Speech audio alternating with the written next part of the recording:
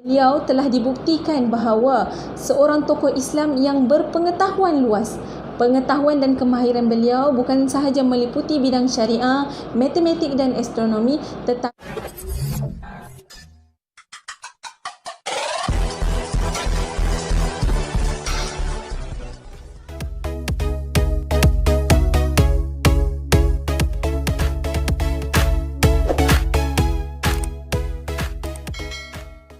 Bismillahirrahmanirrahim. Assalamualaikum warahmatullahi wabarakatuh. Alhamdulillah tawakkalna ala Allah wa abtadi'ul imla'a bil ismi zatal aliyah mustadiran faydal barakati ala ma anallahu wa awlahu. Wassalatu wassalamu ala rasulillah sayyidina wa nabiyina wa habibina Muhammad wa ala alihi wa sahbihi wa man wala. InsyaAllah pada hari ini saya akan kongsikan tentang tokoh ilmuwan Islam iaitu Al-Khawarizmi. Al-Khawarizmi nama sebenar Muhammad ibnu Musa Al-Khawarizmi. Ia juga dikenali sebagai Muhammad bin Ahmad bin Yusuf. Al-Khawarizmi dilahirkan di Bukhara. Beliau lahir pada tahun 164 Hijrah dan wafat pada tahun 232 Hijrah. Di dalam pendidikan, beliau telah dibuktikan bahawa seorang tokoh Islam yang berpengetahuan luas.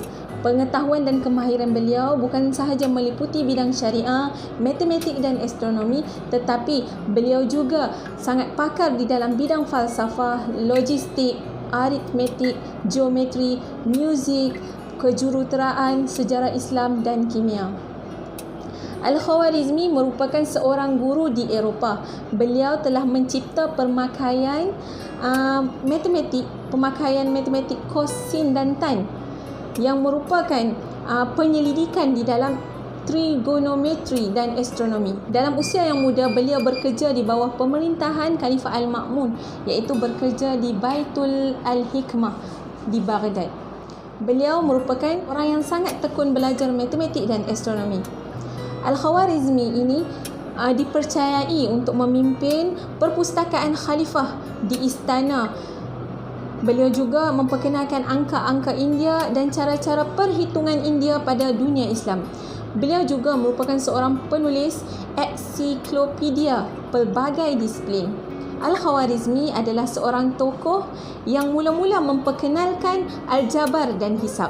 Banyak lagi ilmu pengetahuan yang beliau pelajari dalam bidang matematik dan menghasilkan konsep-konsep matematik yang begitu popular sehingga diguna pada zaman kini.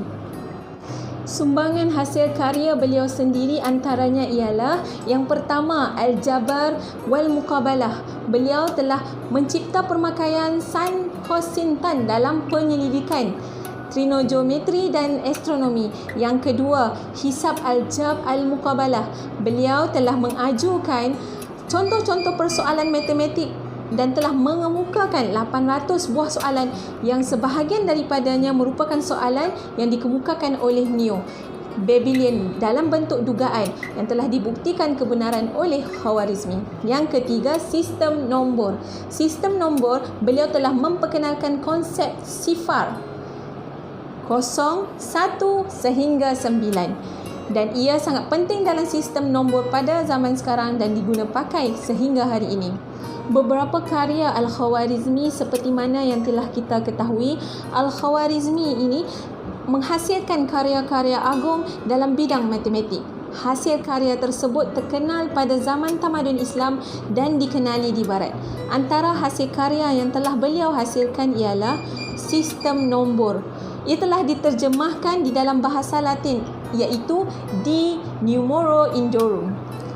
Yang kedua, Mufatih Al-Ulum, yang bermaksud beliau adalah pencinta ilmu dalam pelbagai bidang. Yang ketiga, Al-Jami' wal Tafsir bil Hisab Al-Hind. Karya ini diterjemahkan ke dalam bahasa Latin oleh Prince Bonio Pegri. Keempat, Al-Mukhtasar fil Hisab Al-Jab Al-Muqabalah pada tahun 820 dan mengenai algebra. Bidang astronomi. Di dalam bidang astronomi juga, Al-Khawarizmi dikenali pada zaman tamadun Islam. Astronomi dapat ditarifkan sebagai ilmu falak pengetahuan tentang bintang-bintang yang melibatkan kajian tentang kedudukan, pergerakan dan pemikiran serta tafsiran yang berkaitan dengan bintang. Seawal kurun yang ketiga, Al-Khawarizmi telah menghasilkan 2 buah yang salah satu daripadanya telah diterjemahkan ke bahasa Latin dan memberi pengaruh besar ke atas Muslim dan orang Sepanyol dan Kristian. Penggunaan matematik dalam astronomi sebelum tamadun Islam amat sedikit dan terhad. Ini disebabkan oleh kemunduran pengetahuan matematik yang terhad kepada pengguna aritmetik dan geometri sahaja. Tetapi datangnya Al-Khawarizmi memberi satu pembaharuan ilmu di dalam ilmu matematik. Terselusuri strategi Al-Khawarizmi tentang pengislaman sains matematik. Bagaimana dia meletakkan matematik dan sains di dalam konsep Islam.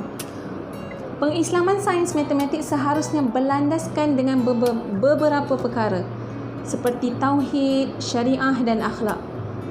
Ciri-ciri akhlak yang mulia hendaklah disemaikan di dalam setiap pelajaran sama ada di dalam setiap bidang sama ada di dalam matematik, astronomi dan sebagainya. Oleh itu Islam ini merangkumi sesuatu yang syumul, yang menyeluruh, yang tak dapat dipisahkan. Sekiranya kita mengkaji Islam secara lebih mendalam, kita akan mengenal ilmu secara menyeluruh dan komprehensif. Itu sahaja daripada saya. InsyaAllah mudah-mudahan kita ambil perkara yang baik.